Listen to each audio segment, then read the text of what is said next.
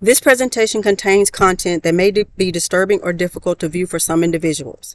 It may include graphic descriptions, distressing themes, or loud, unpleasant sounds. Viewer discretion is advised.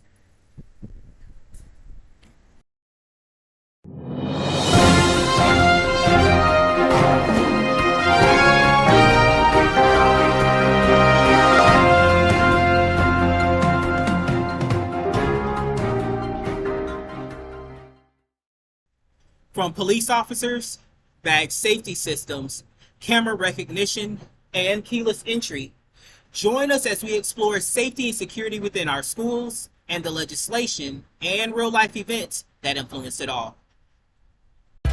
This year, my mom got me the perfect bag for back to school. These colorful binders help me stay organized. These headphones are just what I need for studying. These new sneakers are just what I need for the new year. This jacket is a real must-have.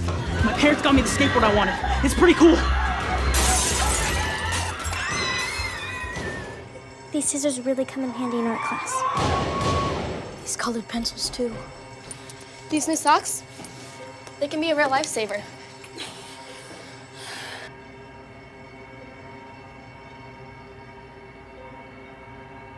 I finally got my own phone to stay in touch with my mom.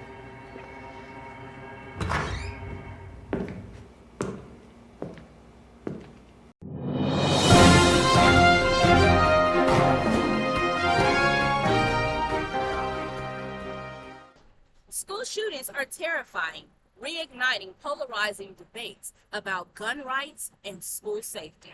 I just want to share a few statistics with you.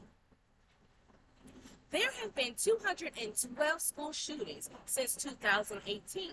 There were 28 school shootings with injuries or death in the 2023-2024 school year alone. We just received breaking news of a school shooting in Georgia. We are going live with our partnering station, but we want to warn you, it could be hard to watch or listen to for some viewers. Please use discretion.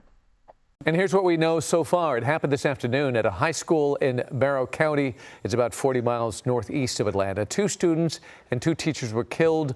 9 others are in the hospital. The gunman is identified as a 14-year-old student.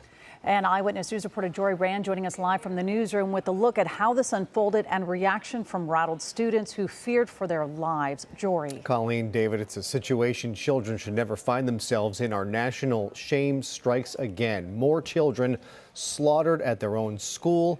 A gun in the hands of a child pulling the trigger. 4 people were killed this time. It likely would have been more, but 2 police officers stationed at that school got the young shooter to surrender. I was scared I was going to die, to be honest. I was just scared out of my mind. I was like, what is happening? These students from Appalachia High School in Georgia experiencing what thousands of American children have experienced before them, the terror of becoming victims of a school shooting. Then I hear the gunshots, and then everyone ducks behind the desk, and the teacher is like flipping tables and stuff and barricading the door. When I heard hard lockdown, I knew it wasn't a drill. I immediately texted my dad, and I was just like, I don't know if this is a drill. I'm really scared. And I just kept my feet up and I prayed. A 14-year-old boy, a student at Appalachia, walked into school this morning with a gun and opened fire. 2 students and 2 teachers were killed. 9 others were shot. Authorities now investigating what the shooter's motive was and how he got access to a gun. My heart hurts for these kids. My heart hurts for our community.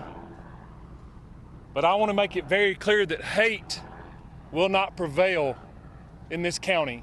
Parents who were alerted to the shooting raced to the school, many abandoning their cars on the side of the road and running to campus. They're telling us to run because they didn't get all the shooters. They didn't get all the shooters. It's unreal and it's unbelievable, and I'm so sorry to the families that this affected. I said, son, please tell me you're joking. He said, no, Mom, I'm not joking. He said they're shooting in the school, and the shooter is right across the hall from me. You saw that photo in the piece. It looked like a rifle, but we still don't officially know what type of gun was used in this shooting or why this shooter decided to go on the rampage today.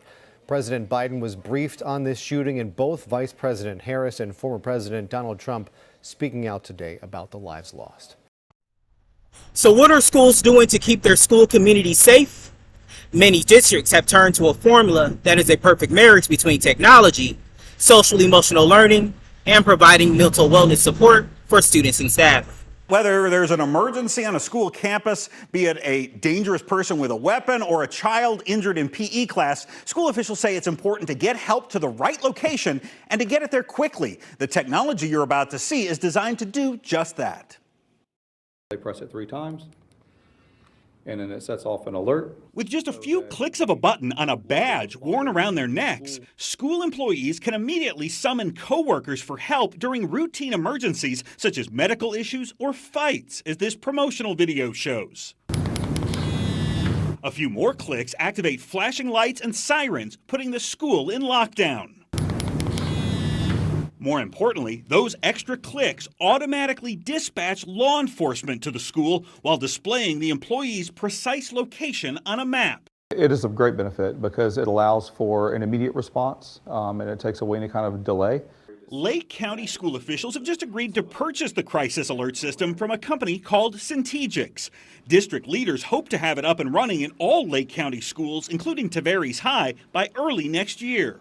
Every staff member, every visiting staff member, every district staff member will all receive one of those lanyards, and anytime they're on any campus, they will have the ability to trigger that alert. Under a recent state law named after 14-year-old Alyssa Alhadeff, who was killed in the Marjorie Stoneman Douglas High School shooting, all Florida schools must now have panic alarms to quickly contact first responders. While most of the systems approved by the state are app-based, requiring school employees to use their phones, Lake County leaders like the simplicity of a push-button badge, which they say allows the employee to focus on the emergency. Once they ask for help, it's coming. In Seminole County, school leaders are expanding the use of a different kind of technology, one that detects guns on campus. It's called Zero Eyes, and it takes advantage of the school's existing security camera system. As this promotional video shows, Zero Eyes uses artificial intelligence to scan the live video feed looking for objects that resemble firearms.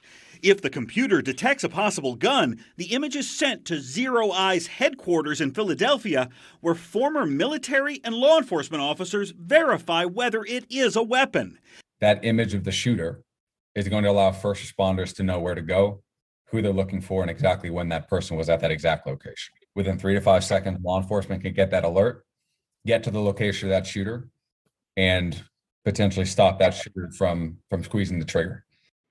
Now, according to Zero Eyes, the vast majority of school shooters display their weapons out in the open while preparing for an attack. Their technology cannot detect concealed weapons or guns that are out of the view of the school cameras. Now, last year, several witnesses claim an Oviedo High School student brought a gun to a homecoming event that was held outdoors and at night. Now, police never found a gun. There is no indication that the school cameras captured video of a gun, and Zero Eyes did not detect one.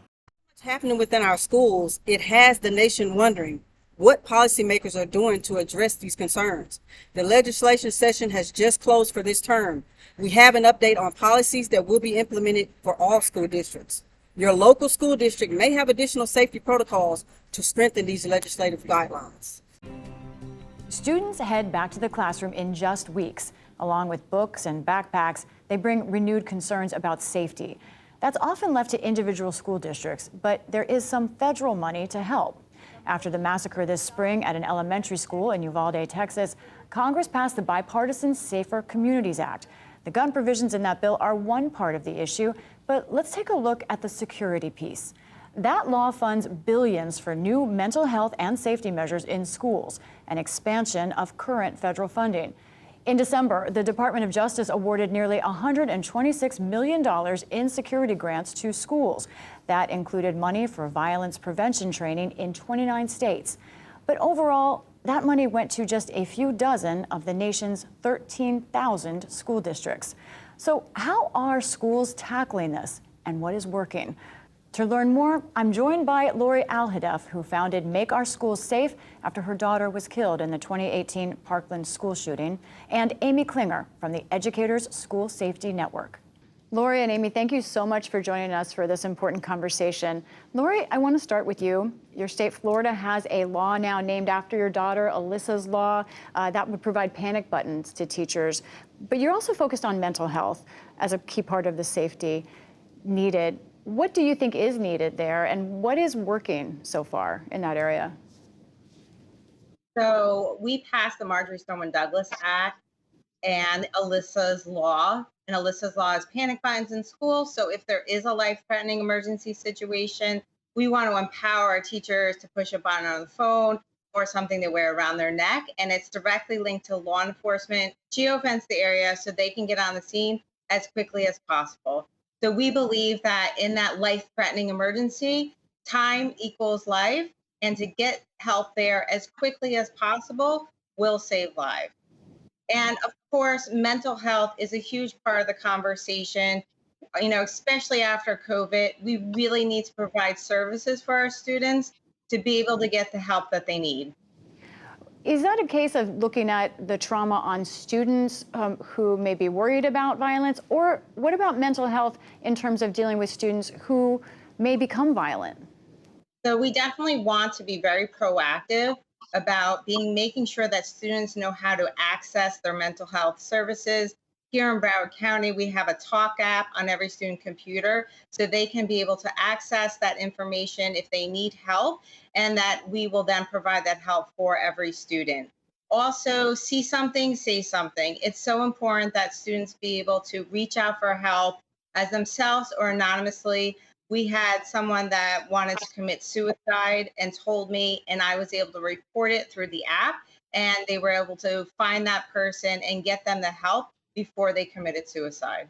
Amy, there's a good example, but this is still an area with a lot of stigma. Are schools nationwide doing enough to look at mental health as a component in potential violence? Well, I think we always need to do more. I think we need to look at a continuum of options and services and tools. And that's been part of the problem is we have only looked at school safety through a very narrow viewpoint, and we have not expanded and broadened. We need to look at a comprehensive approach that is all hazards, that takes into account mental health and all kinds of both prevention and response activities. And that's how we really solve these problems, is to go at them from a variety of means rather than just taking one thing and saying that's enough, because it's not enough. And then also in that mix, I know a lot of your educators and schools are looking at the physical plan. We've seen metal detectors, we've seen changes in school structure. What have you learned about what's working? And are there things that are just sort of adding to the sense of fear? What's good, what's bad in that area? It's a very delicate balance because we're not running prisons, we're running schools, but yet we need to have appropriate access control. We need to have some of those hardware mechanisms in place, but that can't be the only thing we have. We know that relationship-based cultures, that a positive culture, students who are able to make disclosures, we know that all of those relationship activities that are not law enforcement based, but they are education based, those are the things that really make a difference. So it is easier, it may seem easier to just buy something or to put a piece of hardware into a school, but that can't be the only tool in the toolbox. And I think that's the big takeaway from all of these events is we have to do an array of things, because frankly, I don't know what else we're doing in schools that is more important than saving kids' lives. It is literally the most important thing we should be doing as educators and law enforcement and mental health. That concludes our segment on safety and security within schools. Share the information with your community. And hug your loved ones extra tight. Until next time.